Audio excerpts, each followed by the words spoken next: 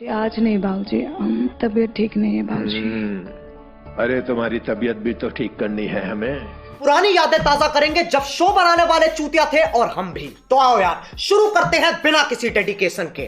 तो दोस्तों कहानी की शुरुआत रेनू से होती है और यहाँ पर हमें पता चलता है कि रेनू का पति संजय काम से बाहर गया है और रेनू घर का पूरा काम और अपने ससुर की सारी जरूरतों को पूरा करने का काम रेनू ही करती है और वह ये काम अच्छे से कर भी रही होती है और वो अपने ससुर जी को खाना खिलाने जाती है। लेकिन रेनू का ससुर इतना नालायक है कि रेनू का जूठा खाना उसके मुंह से खाने लगता है क्योंकि उसको रेनू से पप्पी लेने का मौका मिल जाता है। कैसे कैसे लोग रहते हैं यार यहाँ पर। और रेनू भी क्या कर सकती है क्योंकि रेनू को अपने ससुर की खाने से लेकर हवस की तड़प को भी मिटाना पड़ता है। और कुछ इसी प्रकार से कहानी की शुरुआत होती है।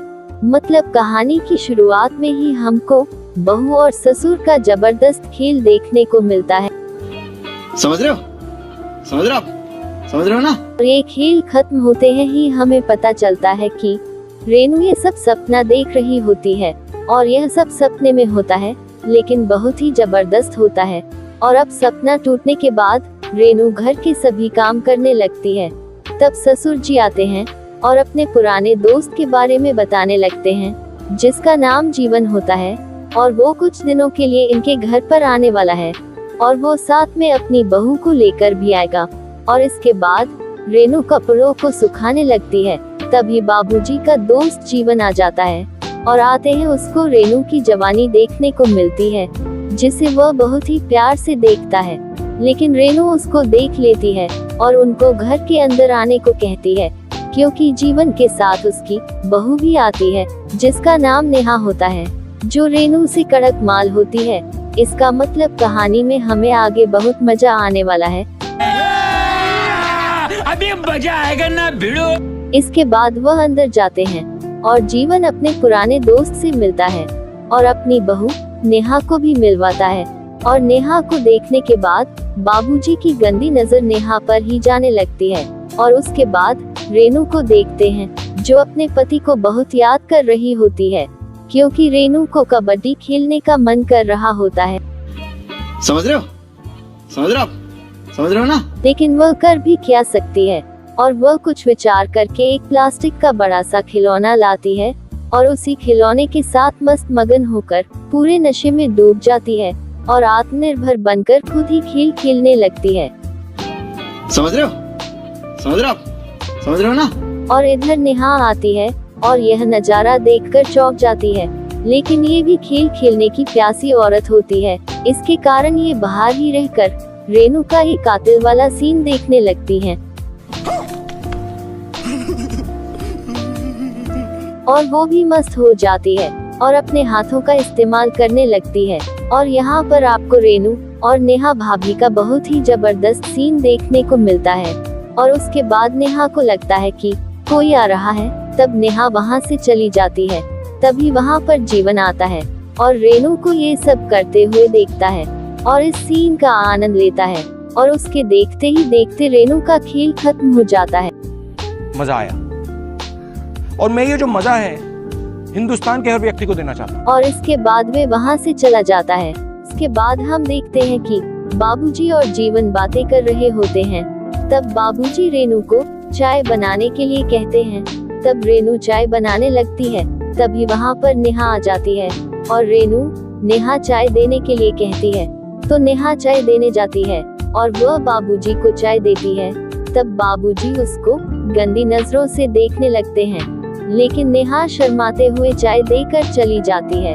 और उसके बाद हम नेहा और रेनू को देखते हैं जो बातें कर रही होती है और नेहा रेनू भाभी की इतनी तारीफ करती है कि रेनू शर्म के मारे मुस्कुराने लगती है। और इसके बाद रात को रेनू अपने ससुर की सेवा करने लगती है लेकिन घर की बूढ़े के इरादे कुछ ठीक नहीं होते हैं और वह रेनू को अपने पास खींचकर अपना खेल खेलना शुरू कर देता है। समझ रहे हो ना? और यहाँ पर आपको बहू और ससुर का बहुत ही खतरनाक खेल देखने को मिलता है। पर इस बार भी इस खेल का नजारा जीवन देख रहा होता है और इसका मजा ले रहा होता है। और यह खेल 15 मिनट तक चलता है। और सुबह का सीन देखते हैं और नेहा को देखते हैं जो साड़ियाँ बदल बदल कर अपनी जवानी देखने लगती है। तभी वहाँ पर रेनू आ जाती है और नेहा को अपनी एक साड़ी देती है और वो बातों बातों में नेहा को अपनी नींद की खर्राटों के बारे में बताती है, क्योंकि नेहा रात को सोते समय बहुत खर्राटे करती है। इस कारण रेनू रात भर सोए नहीं पाती है और वो नेहा को रात में बाबूजी की कमरे में सोने के लिए कहती है। अभी मजा आएगा ना भिड़ो। और इसके बाद हम देखते हैं कि रेनू काम कर रही होती है। तब जीवन रेनू को बुलाकर अपनी मदद करने के लिए कहता है। तब रेनू आती है, लेकिन वहाँ पर रेनू को जीवन की हरकतें पसंद नहीं आती है, इसीलिए वहाँ से चली जाती है। और इसके बाद हम देखते हैं कि नेहा बाबूजी को खाना खिलाने जाती है, लेकिन ये बुढ़ा नेहा से ऐसी बातें करने लगता है कि नेहा शर्मा कर वहाँ से चली जाती है। और अभी तो रुको, क्लाइमैक्स अभी बाकी है। और उसके बाद रात का सीन देखते हैं जिनमें नेहा बाबूजी के कमरे में सो रही होती है और रात को बाबूजी को नेहा दिखती है तो वह नेहा को छूने की कोशिश करते हैं, लेकिन बुढ़ापे के कारण उनका हाथ साथ नहीं देता है। इसी कारण वह नेहा को देखकर अपने हाथों का इस्तेमाल करने लगते हैं और सुख प्राप्त करते हैं।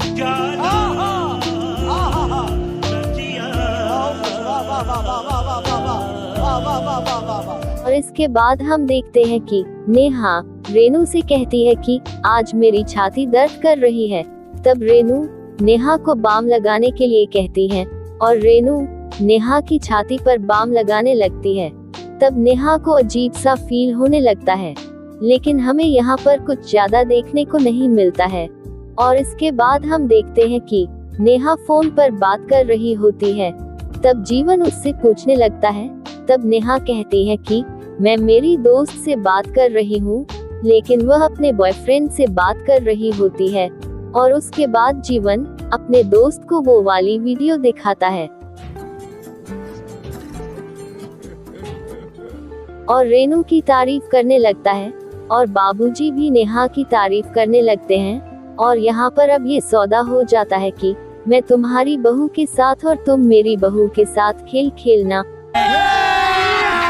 अभी मजा आएगा ना भिड़ो। और यह कैसे होगा ये तो अब आगे ही पता चलेगा। और इसके बाद रात का सीन देखते हैं जहाँ पर रेनू सो रही होती है। तभी वहाँ पर जीवन आ जाता है और वह रेनू के तन बदन को छूकर खुश हो रहा होता है। तब रेनू जीवन को वहाँ से जाने के लिए कहती है, लेकिन जीवन कहाँ मानने वाला होता है। वह जबरदस्ती रेनू को कुत्ते की तरह चाटने लगता है। और यहाँ पर आपको एक जबरदस्ती का खेल देखने को मिलता है। समझ रहे हो? समझ रहे हो? समझ रहे हो ना? और यह खेल 15 मिनट का होता है, लेकिन ये सब जीवन सपने में कर रहा होता है। रहा नहीं जाता, तड़प ही ऐसी है ना। लेकिन ये सब सपने में ही हो रहा हो, लेकिन बहुत ही मजेदार और जोरदार होता है। और इसके अगले दिन डॉक्टर राजू आता है, जिसको बाबूजी का इलाज करने के लिए बुलाया गया है। लेकिन अब ये राजू क्या इलाज करेगा, ये तो आपको कहानी के आगे ही पता चलेगा, क्योंकि कहानी अब बड़ी मजेदार होने वाली है। अच्छा, हमको सिखा रिया है। अच्छा। और अब राजू बाबूजी का इलाज करने लगता है, जिससे बाबूजी का चेहरा मुरझा जाता है, क्योंकि बाबूजी को नेहा और रेनू की जगह अब राजू का चेहरा रोज देखना पड़ेगा। और इधर जीवन अपने सपनों को हकीकत में करने के लिए रेनू के कमरे में आता है और असली में रेनू के बदन को छूने लगता है। लेकिन यहाँ पर रेनू नींद से जाग जाती है और जीवन डर के मारे वहाँ से भाग जाता है। कौन है ये लोग? कहाँ से आते हैं ये? और इससे आगे आपको ये पता चलेगा कि डॉक्टर राजू नेहा का आशिक होता है और वह डॉक्टर बनकर इनके घर पर आया है। और यहाँ पर आपको राजू और नेहा का खेल देखने को मिलेगा। और यह खेल इस कहानी का खतरनाक सीन होता है। और यह खेल 15 मिनट तक चलता है, जिसमें आपके पूरे पैसे वसूल हो जाते हैं। मैं नहीं मानता। और इसके बाद रात का सीन देखते हैं, जहाँ पर बाबूजी सो रहे होते हैं और वो उठकर दर्द के मारे चिल्लाने लगते हैं। तब नेहा उनके पैरों की मालिश करने लगती हैं और यहाँ पर यह बुढ़ा नेहा पर चांस मारने लगता है। बड़ा हरामी हो बेटा।